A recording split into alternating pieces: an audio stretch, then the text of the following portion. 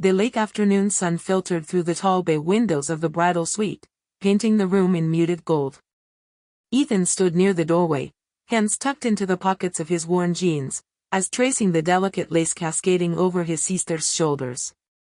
Clyde, his sister, though the word felt foreign now, was humming softly to herself as she adjusted the folds of her dress, every movement precise, deliberate, almost rehearsed.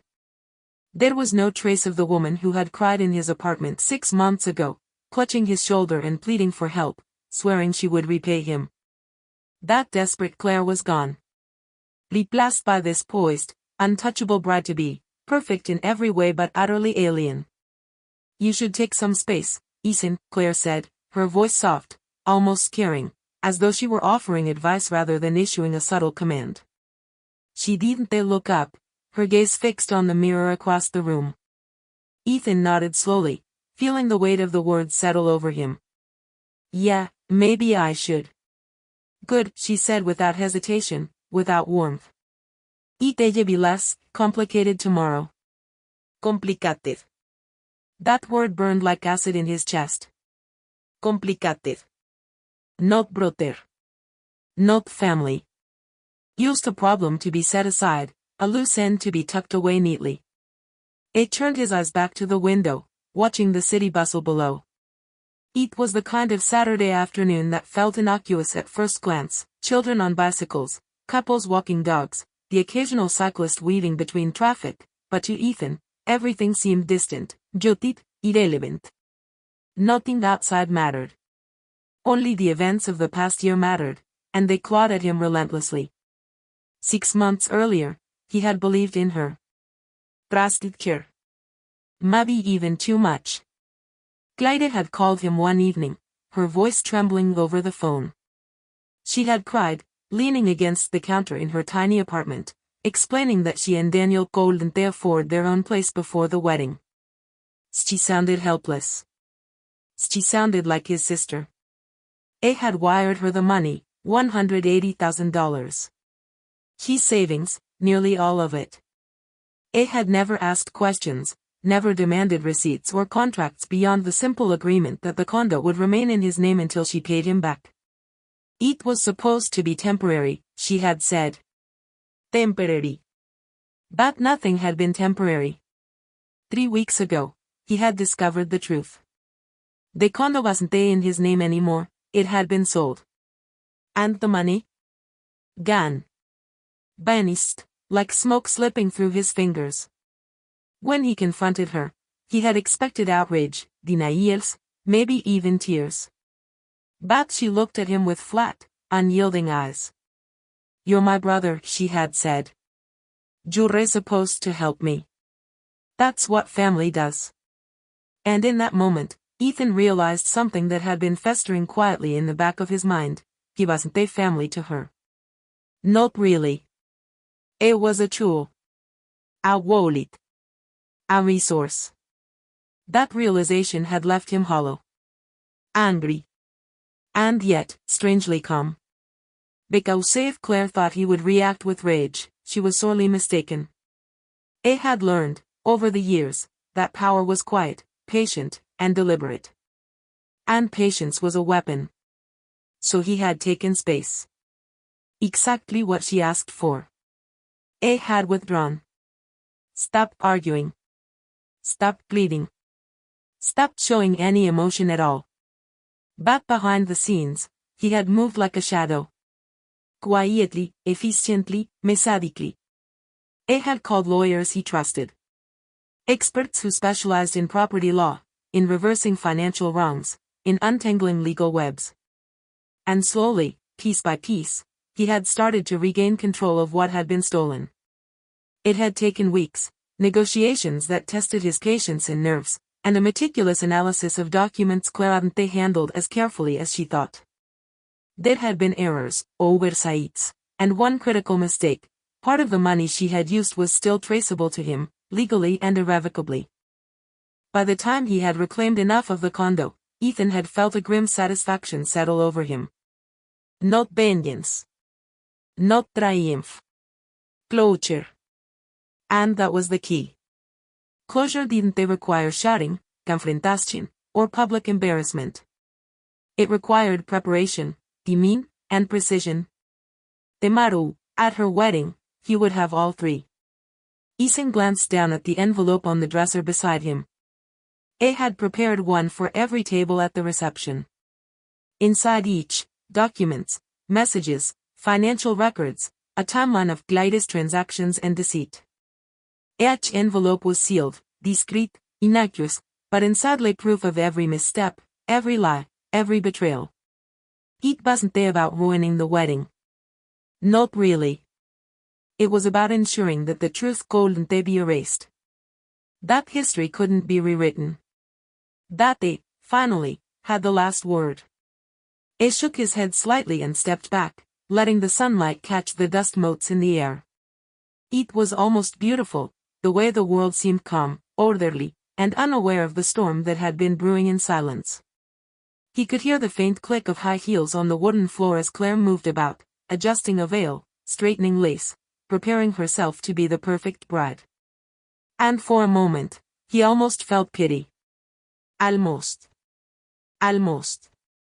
Ethan exhaled slowly, letting the weight of the past settle into a cold resolve. A had been patient. A had been meticulous. And Temaru, she would realize that he had been far more powerful than she had ever imagined. The door creaked behind him, and he turned, meeting the gaze of his mother, who had been standing silently, observing the interaction. "Are you sure you're okay, Ethan?" she asked, voice tight with concern. He smiled, the curve of his lips slow, controlled. "You'll be fine, Mum." She didn't look entirely convinced, but she nodded and turned back to the bride, leaving Ethan alone once more. He moved to the window again, letting the city breathe around him. The streets below carried life unaware of the meticulous calculations, the patient plotting, the quiet storm in his mind. And as the sun dipped lower, casting long shadows across the suite, Ethan allowed himself a single thought. By tomorrow evening, everything would be different. The wedding could proceed as planned. The smiles, the vows, the champagne, none of that mattered to him anymore. Because Temaru, Claire would realize, far too late, that he had already taken control of what was hers to begin with. And for the first time in months, Ethan felt a grim, serene satisfaction. The calm before the storm. Ethan sat at the edge of his unmade bed, the city lights bleeding through the blinds, casting narrow slivers of gold and silver across the hardwood floor. His laptop hummed softly on the desk, an almost innocuous sound, but to him, it was a gateway, a digital scalpel with which he could cut through the layers of lies Claire had wrapped around herself. 3 weeks, Sago, 3 weeks. That's all it had taken for the carefully constructed illusion to crumble in his hands. He remembered the call vividly. "Ethan. Just. I need to tell you something about the condo." His lavier's voice had come through the line, bleep, cautious, and entirely too polite for what he was about to hear. Ethan had braced himself, though nothing could have prepared him for the words that followed. "It's not in her name anymore," the lawyer said. "It was sold last month." A had frozen. His knuckles turned white as he gripped the edge of the kitchen counter. The words repeated themselves in his mind, over and over. Sold. Sold. Sold. And the money? Gone. Banished. Swept away without a trace, as if it had never existed at all. Ethan's hands trembled slightly as he replayed the memory of the confrontation. A had driven straight to Glyde's apartment, rain splattering against the windshield in fat, jagged streaks. She had opened the door, surprised but not alarmed, her makeup pristine, her hair perfectly curled, the air around her tinged with the faintest hint of her perfume, lavender and something slightly metallic. "You're here late," she said, her tone light, airy, casual. "Glyde," he said, his voice low but steady. "We need to talk about the condo." Her expression faltered. Not a flicker of guilt, not a hint of apology. Used the serene composure of someone who had rehearsed this moment 100 times. "I already told you everything's fine," she said, brushing past him, as if his presence were nothing more than a mild inconvenience. "No. Not fine, prest." It's been sold. And the money? She turned slowly, the faintest shrug, as if the weight of $180,000 were equivalent to pocket change. You're my brother, she said. You're supposed to help me. That's what family does. Ethan stared at her, disbelief slicing through his chest like a blade. Family. The word echoed hollowly in the apartment, in the memory, in his skull. It wasn't a family to her. Not anymore. Not really. He was a resource, an ATM, a safety net. And she had leapt off it without a second thought. The storm outside mirrored the one inside him. Rain pelted the windows in rapid succession, tapping a chaotic rhythm that matched the beat of his heart. He had wanted to scream, to shake her until she finally acknowledged the betrayal, but something deeper, sharper, more deliberate had settled into his bones instead. He had walked out without another word. Let her continue to bask in the illusion of her perfect life, unchallenged, unaware that the consequences of her actions were already taking shape. And then came the investigation. Ethan had always been methodical. A planner. A thinker. And now, fueled by a combination of betrayal and principle, he set to work. Hours upon hours spent poring over bank statements, property records, digital trails. He traced the movement of the funds through multiple accounts, noting dates, transfers, and anomalies. He discovered the mistake almost by accident, a small misstep in the filing of the property sale. Claire had used part of his original transfer to secure a loan that remained connected to his name legally. It was subtle, buried in pages of documents, easy to miss if one wasn't meticulous. Ethan leaned back in his chair, rubbing his temples. He remembered the feeling in that moment, a curious mix of exhilaration and exhaustion. It was like finding a door hidden behind a wall. The key to reclaiming what had been stolen was there, waiting. He called his lawyer immediately. Are you sure? He asked, his voice almost breathless. There is no catch. Ethan, the lawyer said, patience etched into every word. You have a legal foothold here. If you proceed carefully, you can reverse part of the transaction. But it will take precision. One mistake, and Claire could, well, she could block it. He hung up, staring at the ceiling, a plan already forming in his mind. Not revenge. Not theatrics. Control. Closure. Days turned into nights, and nights blurred into weeks. Every free moment, he was at his laptop or on the phone, drafting emails, reviewing contracts, coordinating with the legal team. The hotel of his mind had become a quiet, sterile command center, filled with the soft hum of fluorescent light and the occasional click of a keyboard. And all the while, Claire moved forward, oblivious. Parties, bridal showers, flower arrangements, seating charts, she immersed herself in the superficial perfection of her life, unaware of the storm that was quietly gathering on the horizon. Ethan's friends began to notice his absence. He had stopped returning calls, stopped replying to texts, stopped attending dinners. But they understood. He always disappeared when he needed to focus. Only a few close confidants knew the truth. Only they understood that he wasn't brooding idly. He was plotting, calculating, preparing. The turning point came on a gray Thursday morning. Ethan's lawyer called with confirmation.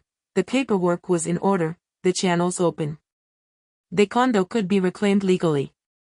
It would take finesse, negotiation, and timing, but the leverage was his. Ethan allowed himself a small smile. Not triumph.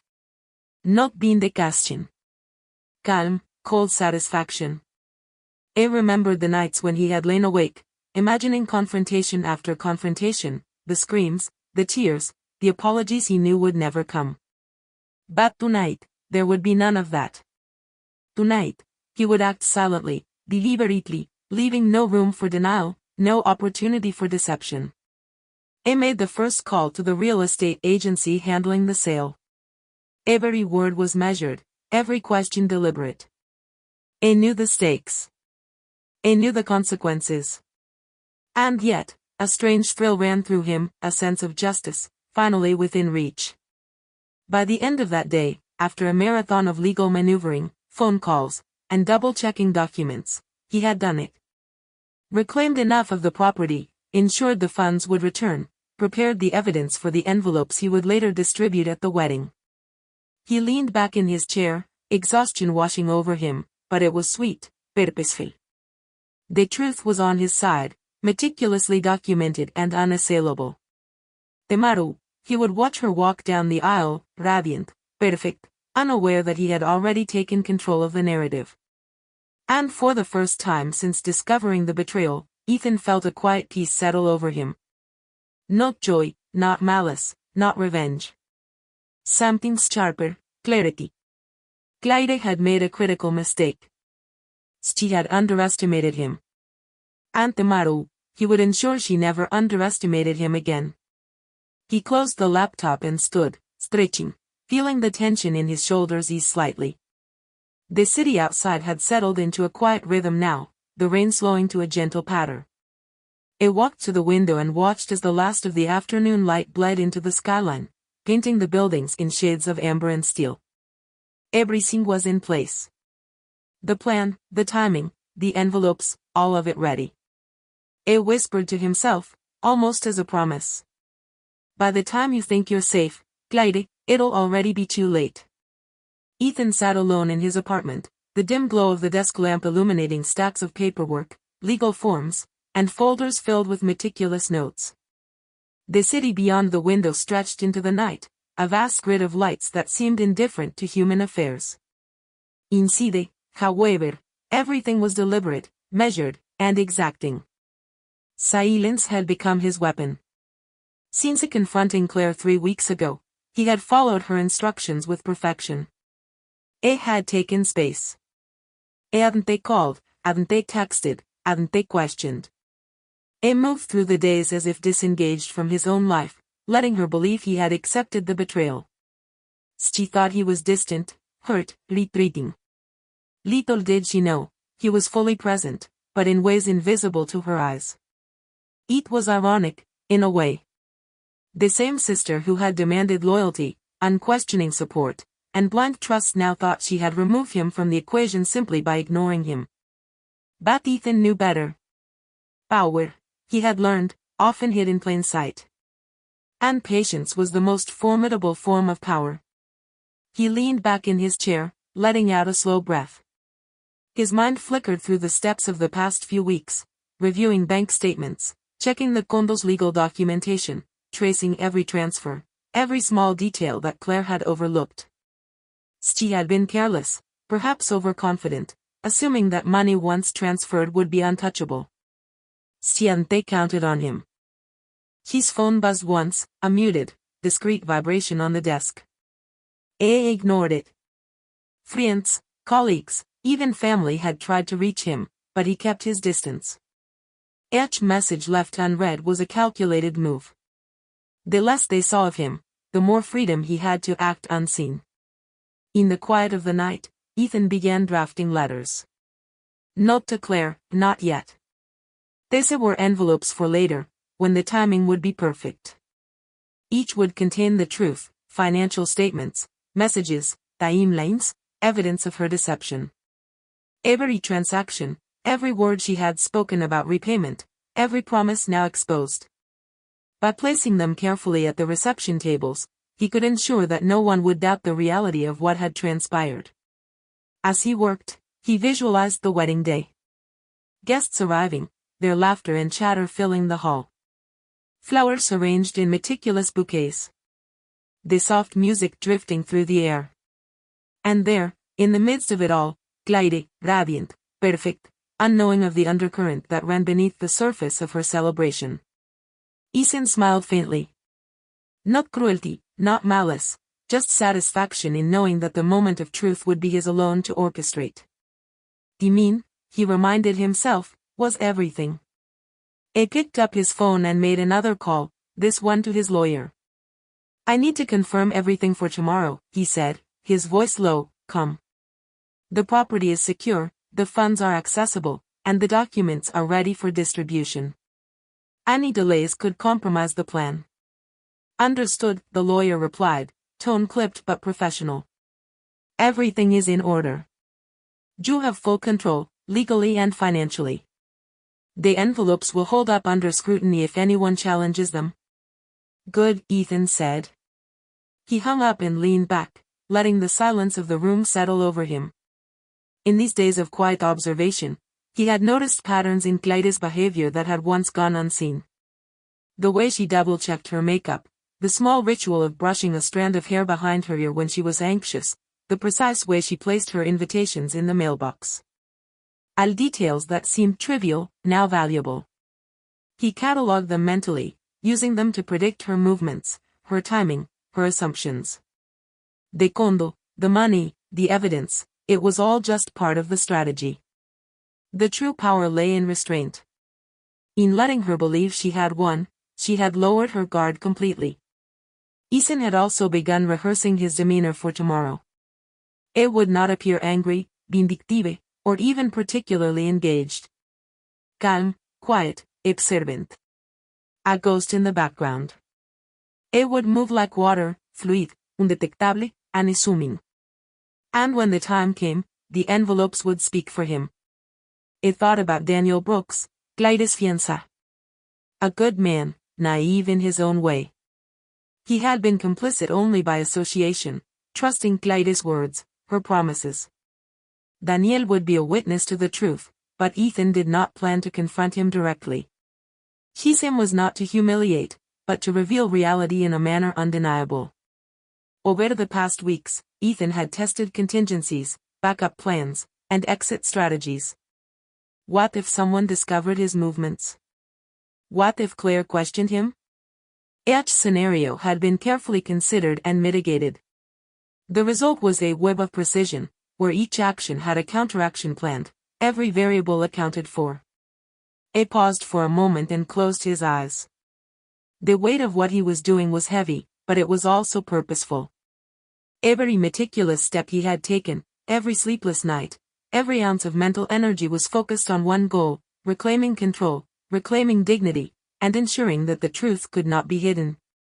By the time dawn approached, Ethan had reviewed the plans for the 100th time. Seating arrangements for the reception, distribution of the envelopes, timing of the arrival, and his own position throughout the day, all orchestrated with care. The pieces were in place. He allowed himself one small indulgence, imagining Clyde's face when the realization came. Not anger. Not revenge. Just clarity. The moment where all her assumptions, her manipulations, and her overconfidence would collapse under the undeniable weight of documented truth. Ethan rose and walked to the window, watching the city awaken in muted gray and gold. The streets were quiet now, almost peaceful. He breathed in the morning air, letting it fill his lungs, steadying his mind. Silence had become more than strategy, it had become armor. The quieter he moved, the less anyone noticed. And by tomorrow evening, when the wedding unfolded in its carefully constructed perfection, that silence would give him the power to strike without a sound, to reveal without confrontation, and to reclaim without anger. He turned back to the desk, running his fingers over the envelopes once more. Each was a promise. A record. A testament. And when the time came, they would speak louder than any words he could ever utter. Ethan smiled faintly, a calm and controlled smile. The storm had begun, but it moved quietly. And when it broke, no one would be able to ignore it. The calm, the patience, the strategy, all of it was in place. And he had only just begun. The rain had returned that night, a persistent, drumming rhythm against the windows of Ethan's apartment. It was almost comforting, a metronome keeping time with the pulse of his own thoughts. Outside, the city was blurred into a haze of lights refracted through wet streets, a distorted reflection of the orderly plan he was now piecing together. Within the apartment, however, order ruled. Every document, every ledger, every digital trace of Clyde's financial movements had been laid out with surgical precision across the desk and coffee table. Ethan's fingers traced the lines of a spreadsheet, notes scrawled in precise penmanship on legal pads nearby.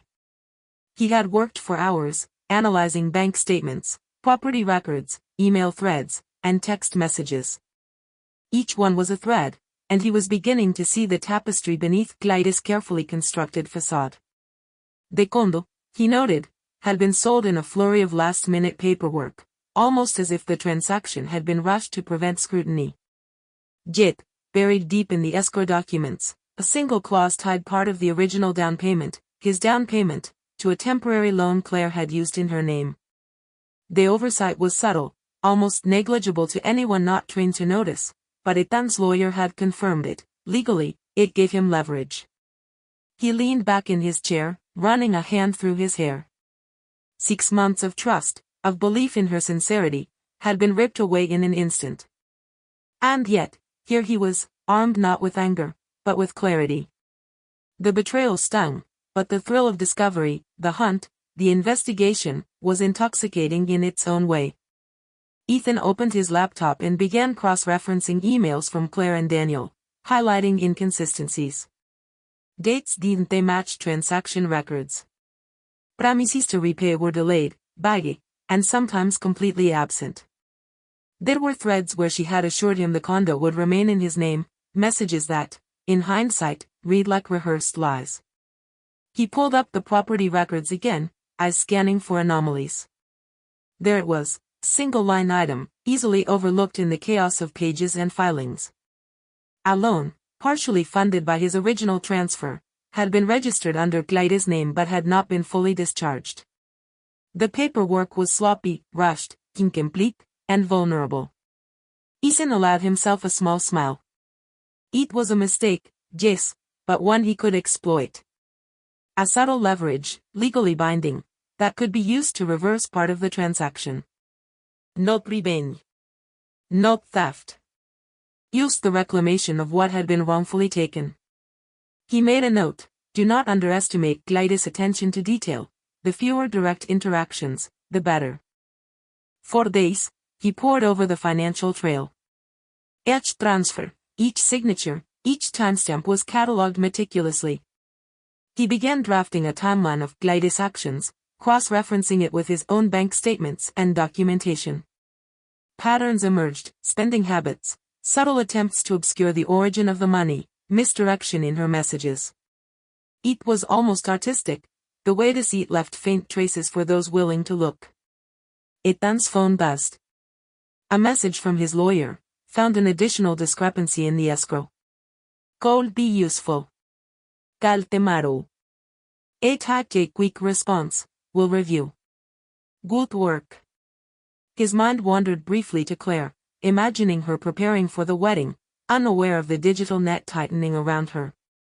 She moved through her life like a queen in her palace, yet all around her, the invisible scaffolding of evidence was being set. Each email, each document, each carefully traced transaction was a silent witness to her misdeeds.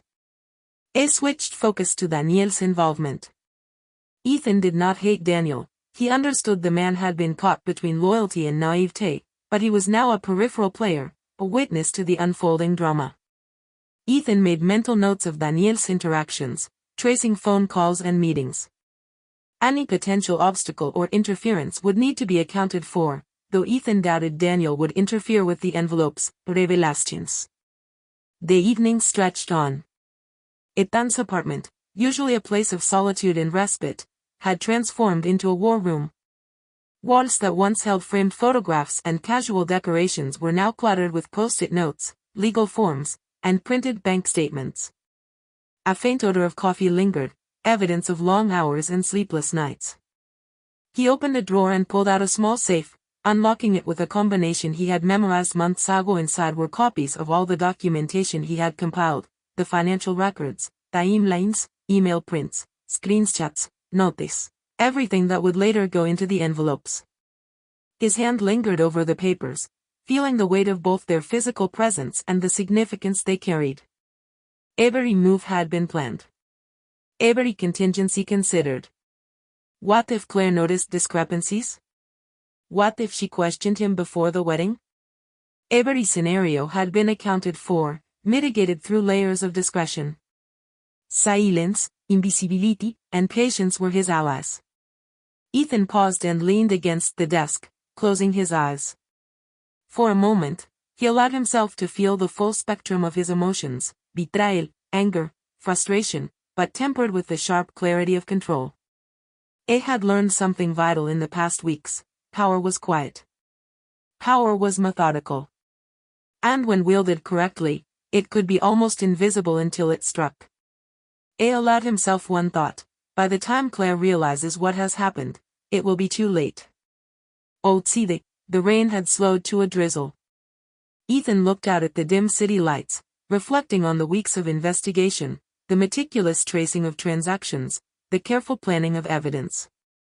Every step he had taken, every late night, every detail analyzed, had brought him closer to closure.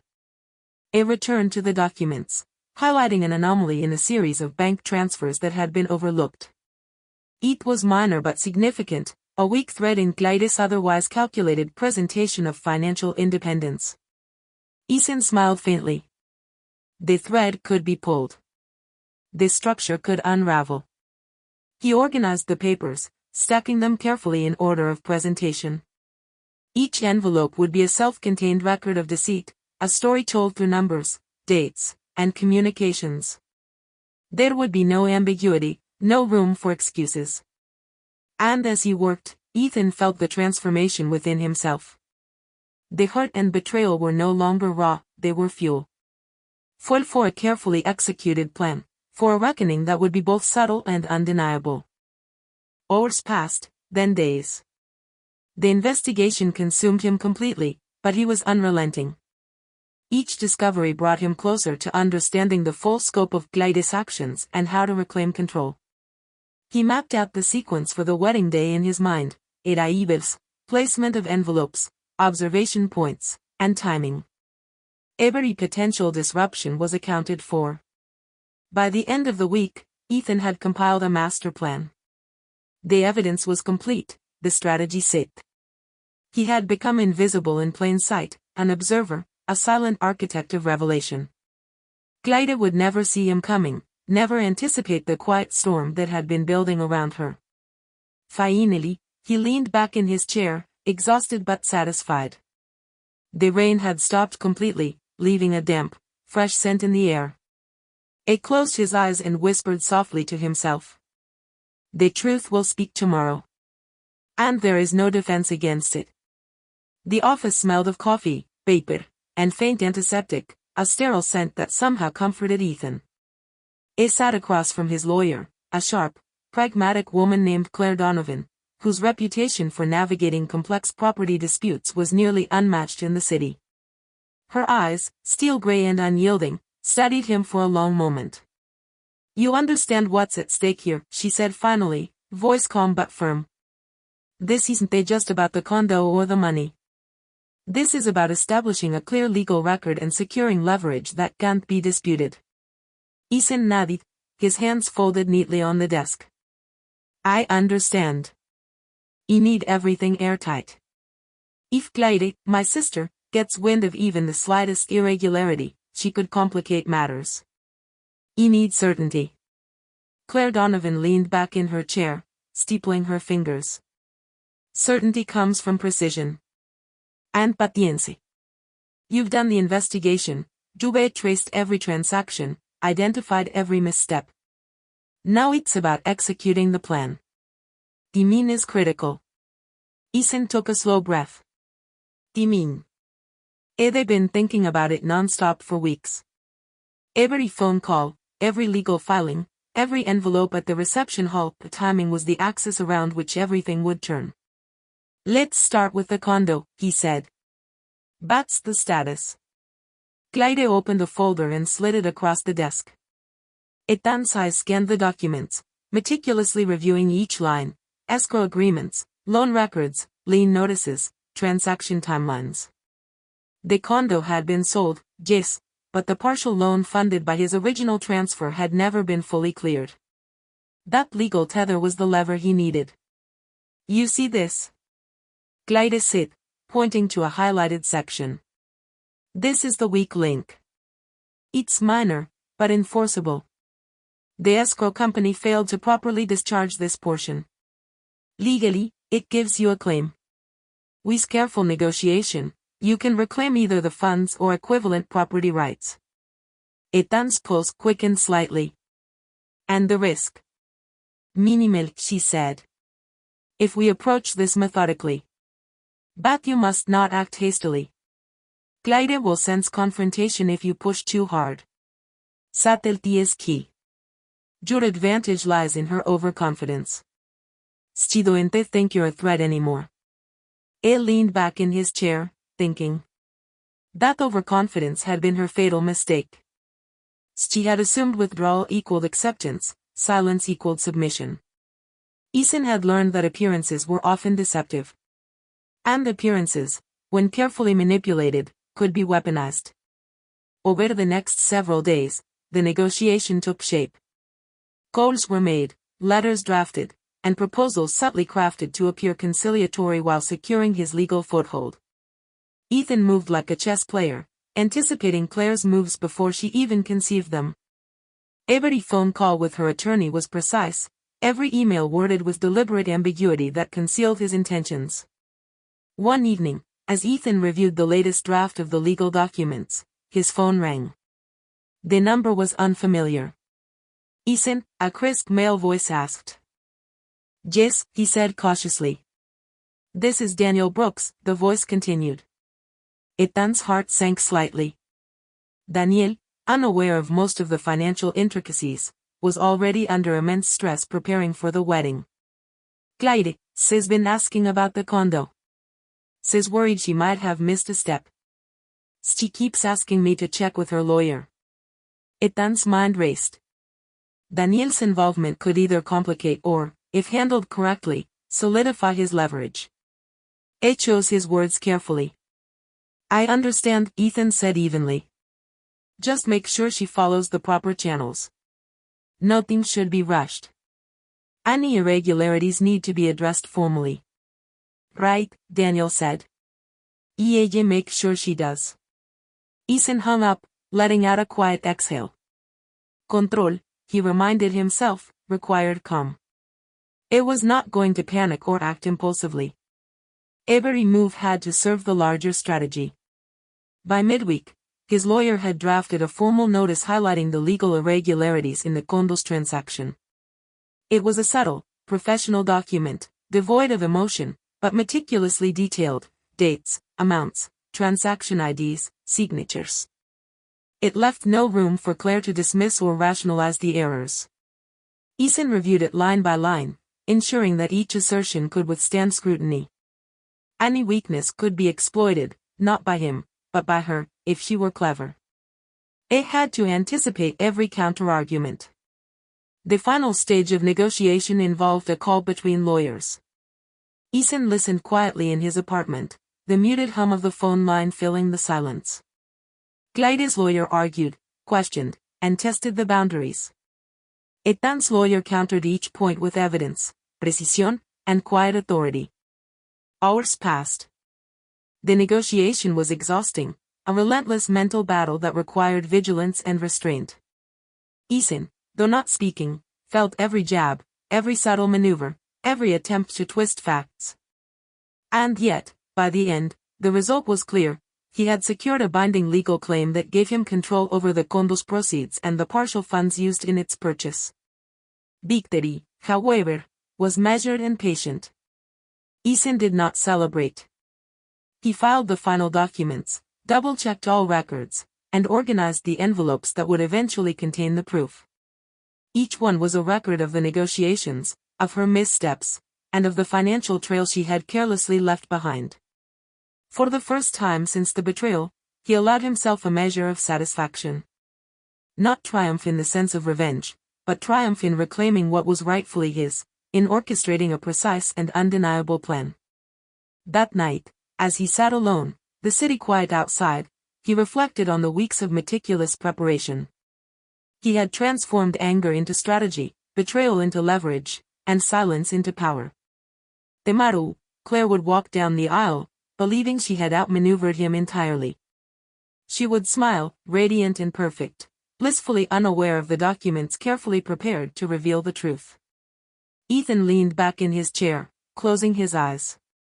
Every move he had made, every call, every document, every hour of painstaking review, had led to this moment. The negotiation was complete, the strategy set, and the storm was waiting quietly just beyond the horizon. Control. Precisión. Timing. Everything else was incidental. It whispered softly, almost as a mantra. By tomorrow evening, everything she thinks she owns will be irrelevant. The first light of dawn spilled across Ethan's apartment, muted by heavy clouds lingering from the night's rain. The streets below were quiet, the city still stretching and yawning into the new day. Ethan sat at the edge of his desk, surrounded by neatly stacked folders, envelopes, and spreadsheets. Each piece of paper was a small victory, a fragment of the truth painstakingly pieced together over weeks of meticulous planning. He had spent the past fortnight in a delicate dance with Glyda's legal and financial world. Every call, every document, every meeting had been carefully orchestrated. Now, for the first time, the threads of his plan were converging into tangible results. Ethan opened the email from his lawyer confirming that the escrow for the condo had been successfully reversed. Part of the sale proceeds were now under his control. Not everything, he had no illusions, but enough to reclaim the money that had been rightfully his and, more importantly, to prove that the wrongdoing was not merely a moral breach but a legal one. He leaned back in his chair, rubbing his temples, letting the enormity of what he had accomplished sink in. It wasn't revenge, not exactly. It was reclamation, restoration, and finally, closure. The first step had been meticulous review of the property transfer. Glyda's oversight had been small but critical. A portion of the down payment, derived from Ethan's funds, had remained tethered to his name due to an incomplete discharge of a secondary loan. It was a detail so minute that most attorneys would have missed it, yet Ethan had noticed. And once noticed, it became a lever.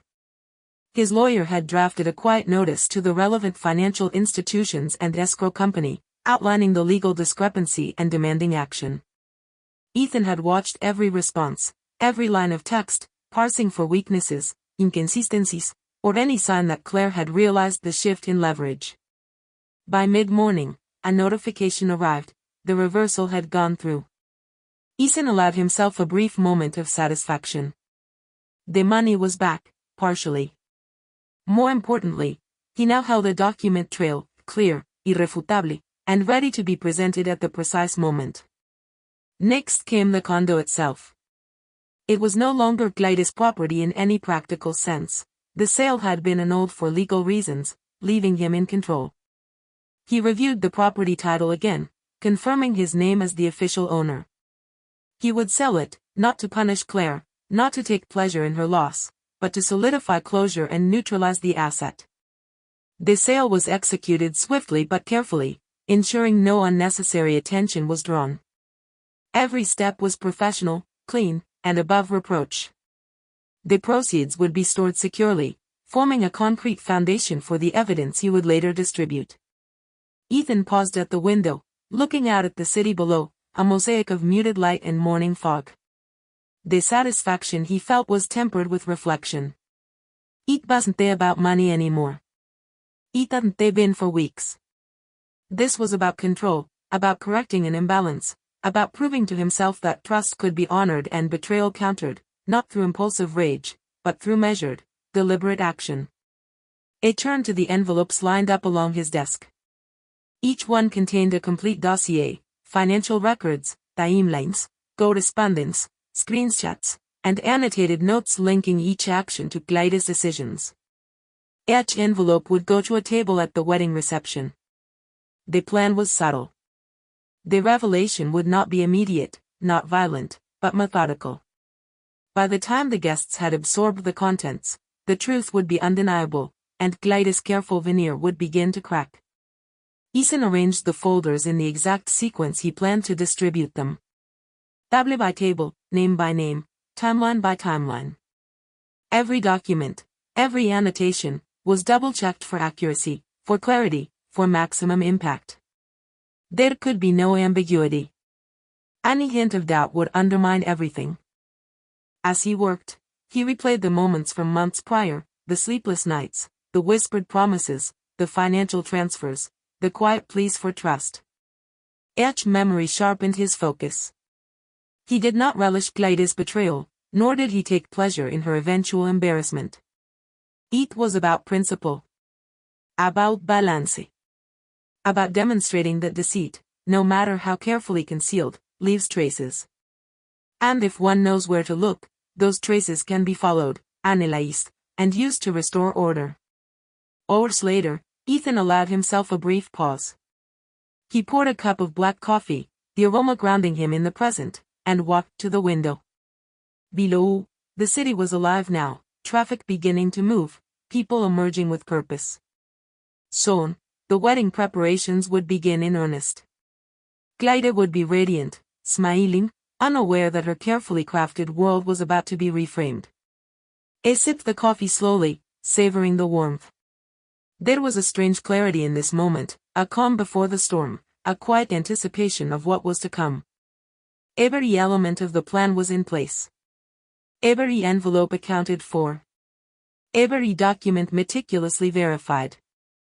Ethan's phone buzzed lightly on the desk. A message from his lawyer, final confirmations complete. Everything ready. He smiled faintly, the smile controlled, deliberate, almost imperceptible. The culmination of weeks of investigation, negotiation, and strategy had led to this point. Tomorrow, the wedding would proceed. Guests would laugh, toast, and celebrate. And yet, the undercurrent would shift imperceptibly, carrying with it the truth that could no longer be ignored. He returned to the envelopes, arranging them one last time. His mind replayed the steps of tomorrow's day, guests arriving, seating assigned, subtle placement of the documents. Timing would be everything.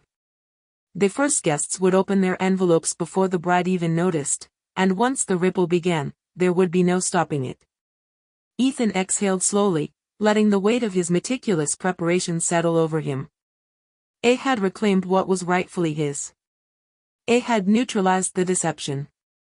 He had prepared the evidence that would illuminate the truth without a single word spoken by him. And yet, the quiet satisfaction was tinged with something deeper, a sense of inevitability. Clyde had underestimated him, misjudged his patience, and assumed that withdrawal meant submission. She had assumed wrong. The city lights outside shimmered through the morning haze, casting patterns across the floor. Ethan walked to the window one last time, feeling a calm resolve settle over him. The reclamation was complete. The next step, the revelation, was only a matter of timing. And tomorrow, when the bride stepped into the reception hall, she would discover that the perfect day she imagined had already been quietly dismantled, piece by piece, by the very person she had once called family. Ethan turned back to the desk, touching the envelopes lightly. A quiet mantra echoed in his mind. Everything is in place. Everything is ready. And there is no turning back. The morning sun had just begun to filter through the tall windows of the reception hall, spilling over polished wooden floors and casting long, warm shadows across the neatly arranged tables. Outside, a gentle breeze stirred the late spring flowers, carrying the faint scent of lilies and freshly cut grass. The world seemed calm, almost idyllic. Though everyone else, it was the perfect wedding morning. To Ethan, it was the culmination of weeks of planning, a quiet battlefield where observation, paciencia, and timing would determine the outcome. He stood outside the hall, dressed in a charcoal gray suit that had been carefully pressed the night before. His posture was casual, almost nonchalant, but every sense was alert, every muscle coiled with anticipation. The world moved in muted tones around him, valets arranging cars, waitstaff checking centerpieces, florists making final adjustments, but he noticed everything, the smallest misalignment of a napkin, a guest's glance that lingered too long, the slight shuffle of a table number card. Every detail mattered. Clyde had no idea. She had believed he had taken space, retreated into silence, left her free to proceed with her life as if nothing had ever happened. She thought he had surrendered, accepted the betrayal with quiet resignation. And for now, that was exactly the illusion he wanted her to maintain. Ethan adjusted his tie and let his eyes wander across the arriving guests. Friends, distant relatives, colleagues of Claire and Daniel, all milling about with polite chatter, laughing, exchanging compliments. Each one would become a witness, consciously or not, to the subtle unraveling he had orchestrated. He studied them carefully, noting who might read the envelopes first, who would hesitate, who would immediately recognize the significance of what they were holding. "You mean, again, would be everything?" He glanced toward the entrance of the hall. The floral archway, pristine and fragrant, framed the path where Claire would soon walk, radiant in white lace, veil flowing, the picture of poise and composure. Daniel stood nearby, nervously adjusting his bow tie, unaware of the undercurrent of events that would soon reach him. He smiled faintly, a warm, almost genuine expression, the kind of smile that spoke of trust and love, but also of ignorance. Ethan allowed himself a moment to reflect. Weeks ago, he had been furious, betrayed, angry. Now, standing here, he felt a measured calm. The anger had been transformed into focus, the betrayal into precision. Every phone call, every document, every envelope was a piece of the plan now reaching its final stage. The envelopes sat in his bag, neat rows of white paper, sealed and indistinct. Though anyone else, they were nothing more than ordinary correspondence. But inside each lay the full account of Glyda's deception, financial records, transaction timelines, messages, evidence of promises broken, and funds misappropriated. By the time the guests received them, the truth would be undeniable. It thought briefly of Claire herself. She had been meticulous in her preparations, rehearsing smiles, practicing posture, ensuring the day unfolded flawlessly. She had no inkling that the most critical detail, the integrity of her own narrative, was about to be quietly dismantled by the very person she had once trusted implicitly. Ethan's phone buzzed softly. A message from his lawyer. All documents are confirmed, envelopes ready for placement. The mean is optimal. No last-minute issues. Read it carefully, then set the phone aside. Everything was on schedule. As more guests began to arrive, Ethan remained on the perimeter, observing, cataloging, noting.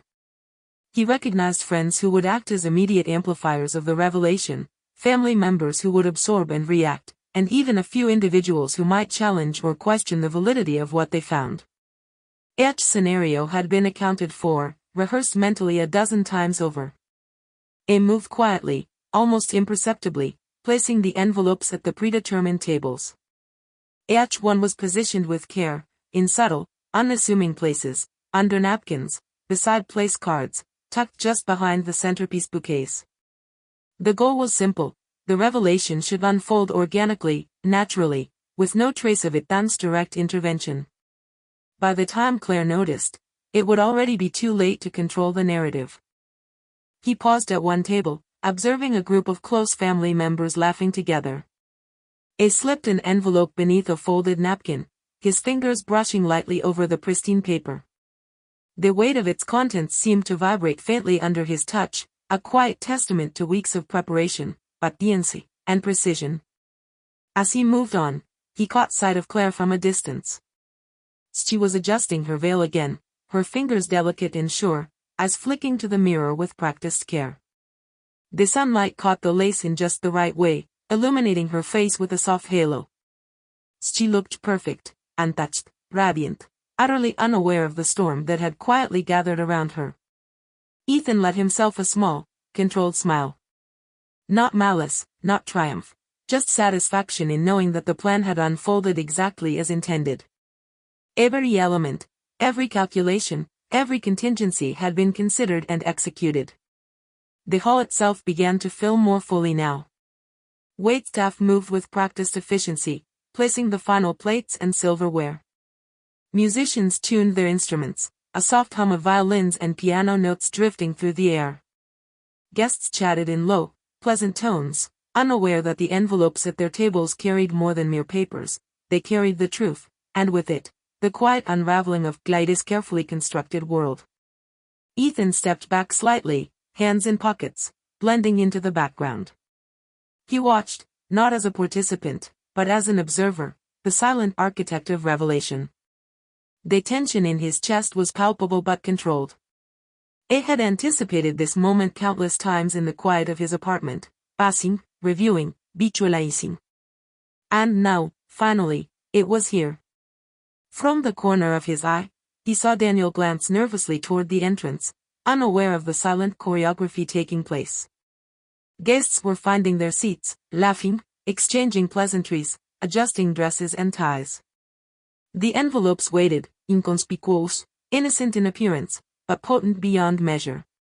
Ethan exhaled slowly, the calm settling over him like armor. By the time Claire walked down that aisle, radiant and oblivious, the stage was already set. The narrative she had assumed was under her control had quietly shifted.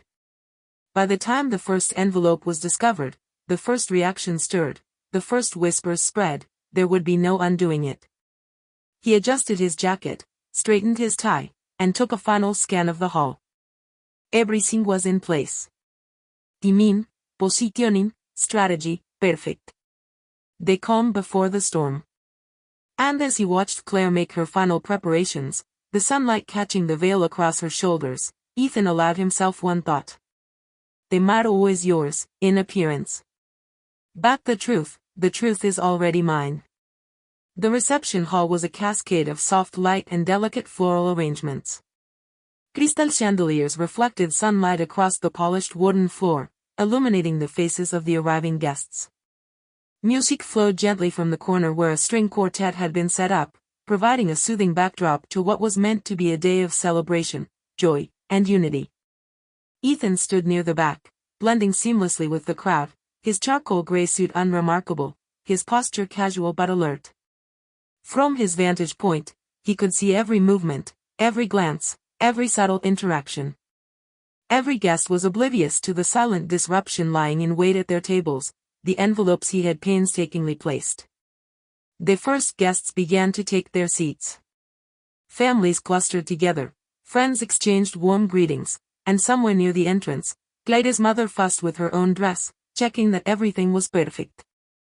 Etanzas followed every detail, noting who might open the envelopes first. Timing, he reminded himself, was crucial. He watched as a young couple seated themselves near the head table. The man, tall with an easy smile, reached for the napkin folded neatly beside his plate, and paused. His fingers brushed against the white envelope beneath it. Curious, he lifted it slightly, tilting it toward his companion. "What's this?" she whispered, her tone light but tinged with curiosity. He shrugged, a casual motion masking his own mounting anticipation. "I don't know," he said softly. "Looks like some sort of documents." Ethan's pulse quickened slightly. The first touch, the first moment of recognition. It was subtle, almost imperceptible to the people around him, but to Ethan, it was everything. The dominoes were beginning to fall. Another guest, a distant cousin of Glyda's, leaned forward to peek inside the envelope. As the first few documents were unfolded, their eyes widened, the casual murmurs rising into low, incredulous whispers. What is this?" someone asked, voice trembling slightly. Ethan remained silent, a shadow in the corner, observing. He had done nothing, yet the atmosphere was already shifting. Guests who had been smiling moments ago now exchanged glances that carried questions, confusion, and disbelief. At the head table, Claire and Daniel were still adjusting place cards, unaware of the subtle tremor moving through the room. Ethan noticed a slight furrow in Glyda's brow as a soft ripple of murmurs reached her ears. Her head tilted slightly, listening, a faint tension creeping into her otherwise serene composure. Etanzas tracked her reaction, noting every micro-expression, the brief widening of her eyes, the subtle tightening of her jaw, the momentary pause in her smile. She had no idea yet. She had no inkling that the quiet storm had already reached its first layer, the initial cracks appearing under the veneer of her perfect day. The whispers grew, spreading like an invisible current through the hall. A few guests had started reading more carefully, the documents laid out methodically within the envelopes. Transactions, timelines, messages, evidence that was now irrefutable, undeniable. Even casual glances revealed discrepancies that could not be ignored. Glyda's composure began to falter. She turned slightly, scanning the hall, trying to identify the source of the murmurs. Her eyes met Ethan's for a brief moment, and a flicker of recognition, or was it suspicion, passed across her face. A did not move, did not signal, did not intervene. Silence, again, was his ally. The unfolding narrative needed no commentary from him. Ethan noticed Daniel's unease. A had caught sight of the documents at one of the side tables, had glimpsed the evidence enough to sense that something was wrong. A approached Claire cautiously, placing a hand lightly on her shoulder. "Are you all right?" he asked softly. Glyde's head tilted slightly, eyes darting toward the cluster of guests now whispering in low, tense tones. She caught sight of the envelopes, witty, bland, unassuming, but with their contents now partially visible to those brave enough to peek. A sinking feeling settled over her chest, a premonition that something had shifted irrevocably. Ethan watched as the first wave of realization spread. Guests began discussing what they had discovered, their whispers growing in intensity, a ripple moving outward from the first tables. Some glanced around nervously, checking for explanations. Others were in disbelief, shaking their heads as they read the meticulously organized documents. Glyde moved toward the tables, her movements deliberate but increasingly tense. She leaned over, scanning the envelopes, her hands trembling slightly. Kira's flickered to Ethan again, seeking some indication, some rationale, some defense, but he offered none.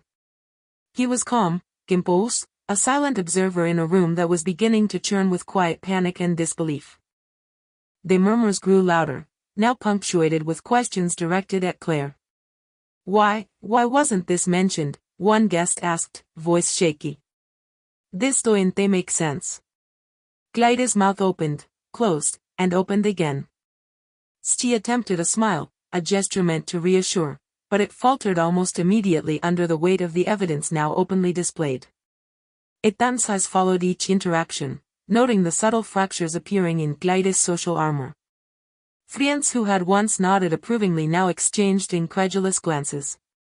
Family members whispered to one another, their expressions a mixture of shock, anger, and confusion. And yet, Ethan did not intervene. He did not clarify, explain, or confront. That would diminish the impact. Silence, paciencia, and careful observation were far more powerful than any words he could utter. The evidence would speak for itself, and its impact would be amplified by the authenticity of its unmediated discovery. Glyde's composure eroded with each passing minute. She moved from table to table, attempting to manage the situation, but the sheer weight of the documented truth was unmanageable. Guests who had once smiled warmly now regarded her with scrutiny. Each envelope, each piece of evidence, created a cumulative effect, undeniable, irrefutable, and irreversible. Ethan allowed himself a small, controlled exhale.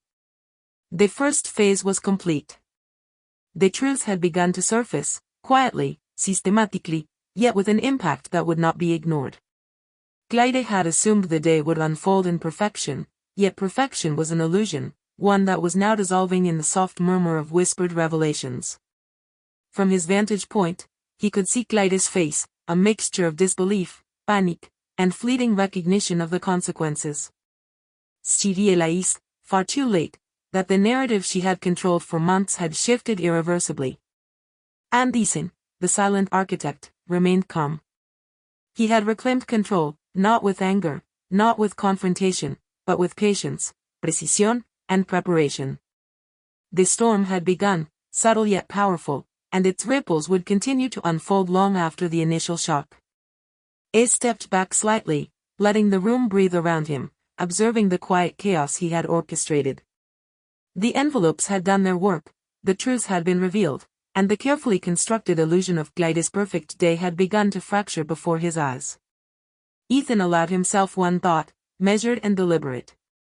The day may continue, the celebration may proceed, but the narrative belongs to me now.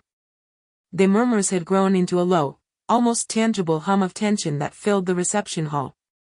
Guests had clustered around tables, flipping through the envelopes, whispering, exchanging glances thick with disbelief and suspicion.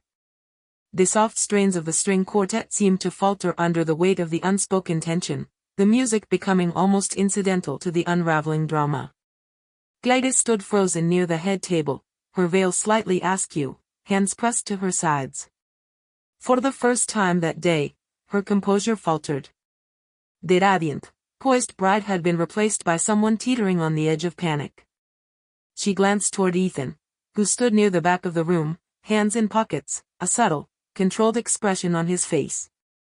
There was no malice in his eyes, no gloating, only the calm of someone observing the inevitable. Her voice, once confident and bright, trembled slightly. Ethan, what is this? Didn't they move? Didn't they respond? The silence stretched, suffocating and deliberate, forcing her to confront the evidence herself. The envelopes on the tables, the spreadsheets, the messages, the timelines, every misstep, every broken promise, spoke for themselves. Guests began to look toward Claire, their whispers now tinged with judgment and confusion. Friends who had once smiled at her antics now exchanged incredulous looks. Family members murmured softly to one another, the atmosphere shifting from celebration to tense observation. Gladys' hands clenched slightly, gripping her dress at the waist as she tried to steady herself. She had always believed she could control narratives, manipulate perceptions, and smooth over mistakes with charm and timing. But Ethan's preparation had anticipated everything. Each document had been organized methodically, each timeline exact, leaving no room for doubt or rationalization. Her eyes darted around the room, seeking allies, searching for someone to reassure her, to provide an explanation that could justify the discrepancies now laid bare before everyone.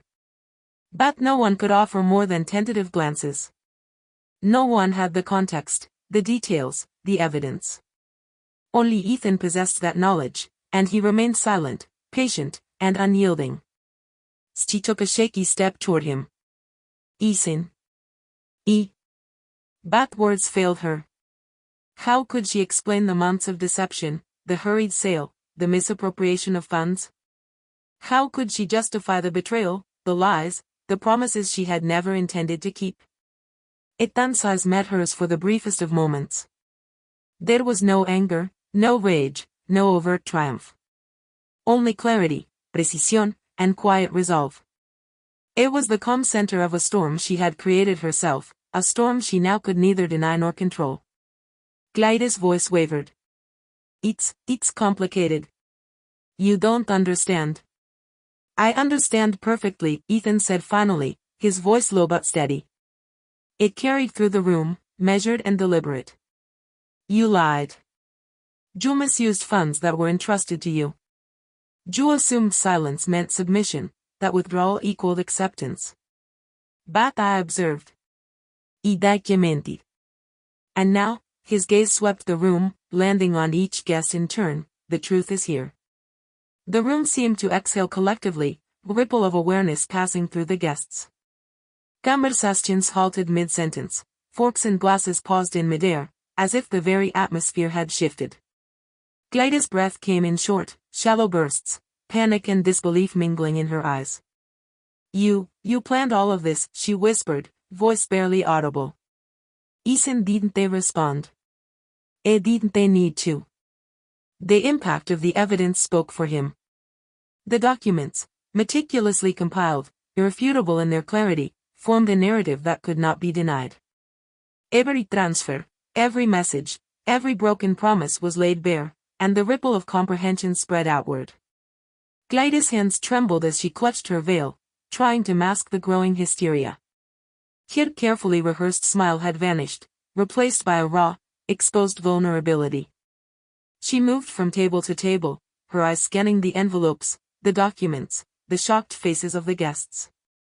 Every look, every whisper, was a reminder that the facade she had maintained for months was now irreversibly shattered. Daniel stepped closer, concern etched deeply on his face. Clyde, what's happening? Claire faltered, her words catching in her throat. I can explain. But explanation had been rendered meaningless. Ethan had anticipated every possible narrative, every excuse, every rationalization. The documents were thorough, complete, and inescapable. There was no narrative left to control. Ethan's voice broke the silence once more. You wanted control. You wanted the perfect day, the perfect story. But perfection doesn't exist. You underestimated patience, precision, and observation. And now, the consequences are unavoidable. Clyde's lips quivered as she realized the full scope of what he had done. The envelopes, the evidence, the meticulously prepared narratives, it had all been designed to reveal the truth with maximum clarity and impact. And it had worked. The room was quiet now, guests absorbed in the unfolding revelation, the murmurs subdued but insistent, the tension palpable. Claire sank slightly in place, the weight of the betrayal and exposure pressing down on her. For the first time, she was not in control. For the first time, she felt the consequences of her actions in the stark, undeniable light of truth. Ethan observed, calm and deliberate. The confrontation had not been dramatic, not violent, not malicious. It had been methodical, precise, and inevitable. The truth had been delivered, unmediated and unalterable, and Claire had no one to turn to for absolution. The silence stretched, then began to break, guests murmuring in hushed tones, exchanging shocked glances and questions. Clyde looked around, her eyes finally meeting Ethan's once more. There was no anger there, no satisfaction, only calm certainty. She had misjudged him, miscalculated the depth of his patience and precision. The realization crashed over her like cold water. All the planning, the rehearsed smiles, the careful choreography of a perfect wedding day, it had been meticulously countered, and the result was now undeniable. Ethan stepped forward slowly, finally closing the distance between them, though still measured, controlled. The truth was never about vengeance, he said quietly, each word deliberate. It was about restoring balance. About ensuring what was broken could be seen, acknowledged, and corrected. And now. Clyde's gaze wavered, tears brimming in her eyes. She opened her mouth, but no words came. Ethan's eyes softened fractionally, not in forgiveness, not in affection, but in acknowledgement of what had been and what must be. The confrontation was complete. The storm had passed, leaving only clarity in its wake. And as the first whispers of understanding spread fully through the guests, Claire realized, fully and irrevocably, that her control had ended. The perfect day she had imagined was gone, replaced by a reality she could neither hide from nor escape. Ethan exhaled slowly, the quiet resolution settling over him like a shield. It had reclaimed his dignity, restored balance, and revealed the truth, all without a single overt act of vengeance. And in that moment, the hall was silent, save for the murmurs of guests beginning to grasp the reality. The confrontation was over. But the lessons, the consequences, and the memory of the day would endure far longer. The reception hall was quieter now, the soft strains of music reduced to a low hum as the final guests began to leave. Some lingered in small clusters, whispering in hushed tones, exchanging glances that spoke volumes about the revelations earlier in the day.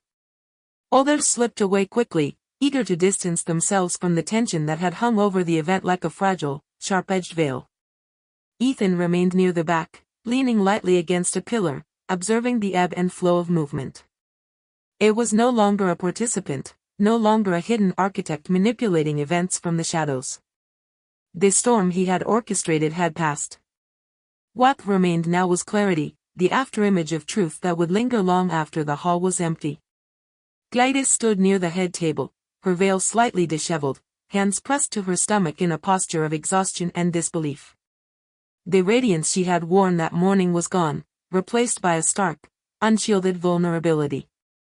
Her eyes scanned the remaining guests, searching for some semblance of support, some glimmer of defense, but found only acknowledgement, muted judgment, and incredulous silence. Daniel approached cautiously, placing a hand lightly on her shoulder. "Claire, it's okay," he said, though his voice wavered with uncertainty.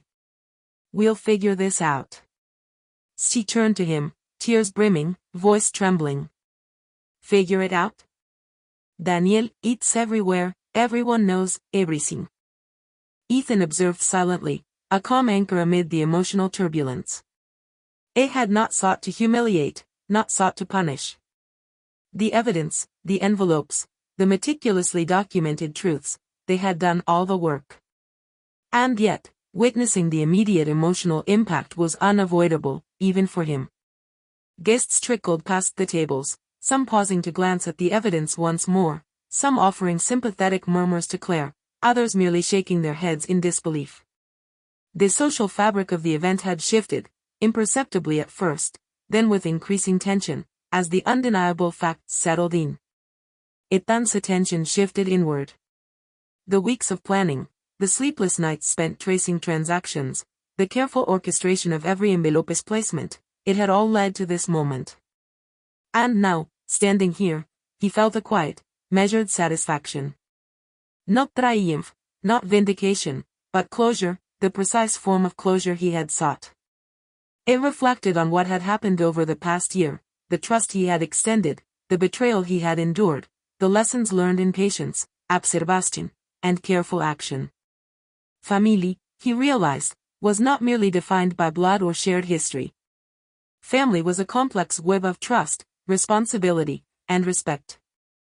And in Clyde's failure to honor those principles, Ethan had learned the hard edge of clarity. As the room began to empty further, he moved closer to the head table. Clyde sat down, shoulders slumped, hands clutching the remnants of her veil. Daniel hovered nearby, offering tentative comfort, a quiet support that could not undo the impact of the day. Ethan stepped forward slowly, measured, deliberate. He did not speak immediately, allowing the space to hold the weight of the truth that had already been revealed. His eyes met Clyde's, calm, unyielding, but without malice. You understand now, he said quietly, each word carefully controlled. This wasn't about revenge. It was about clarity, about balance. About ensuring what was taken, what was misused, could not be hidden. You assumed silence meant submission. You assumed withdrawal meant acceptance. You were wrong. Clyde's lips quivered, the effort to speak failing against the overwhelming reality of the moment. She nodded slightly, acknowledging the truth without words, the weight of her actions finally settling fully into her consciousness. Ethan exhaled slowly, feeling a subtle release in his chest. He had reclaimed what had been his. He had restored a sense of justice without raising his voice, without dramatic confrontation. The carefully orchestrated plan had succeeded precisely because of patience, observation, and preparation. He turned slightly, observing the few remaining guests. Their expressions ranged from empathy for Claire to quiet acknowledgement of Ethan's meticulous execution. None of them challenged the sequence of events, none of them could. The evidence was comprehensive, clear, and undeniable. As he prepared to leave, Ethan reflected on the broader implications of the day. Clyde would face the consequences of her choices, not through public shaming, but through undeniable truth. Family dynamics would shift. Trust, once broken, would require time and effort to rebuild, if it could be rebuilt at all. Ethan walked toward the exit, stepping into the soft glow of late afternoon light. The air outside was fresh, carrying the faint scent of lilies from the wedding arrangements, mixed with the urban tang of the city streets. He felt the tension of the day release slowly, a deep exhalation of both relief and resolution. He paused for a moment, considering the lessons he had learned. Patience can be more powerful than anger, observation more effective than confrontation, and preparation more potent than impulse. Betrayal, when met with calm and deliberate action, could be addressed with clarity and integrity rather than chaos and emotion. As he walked away from the hall, he glanced back one last time. Claire remained seated, processing the full weight of her choices. Daniel stayed by her side, offering quiet support. Guests had begun to leave, conversations muted, the formalities of the day giving way to the aftereffects of revelation. Ethan felt a sense of finality settle over him. The envelopes, the documents, the meticulous evidence, they had done their work. The truth had been restored, balance achieved. And for the first time since the betrayal, he felt free, not triumphant, not vindictive, but at peace. A allowed himself a small, private smile. The perfect day she had imagined was gone, replaced by clarity. And he, having remained patient, observant, and precise, had reclaimed not only what was his but also his own sense of agency, his dignity, and his peace. As he walked into the quiet streets, leaving the echoes of the reception behind him, Ethan understood something fundamental. Closure was not about retribution. It was about reclaiming equilibrium, about ensuring that truth, once revealed, could not be denied. And in that knowledge, he found a calm that had eluded him for months. The storm had passed, and he had emerged, steady and resolute, ready to move forward into a life defined not by betrayal, but by clarity, balance, and the quiet power of deliberate action.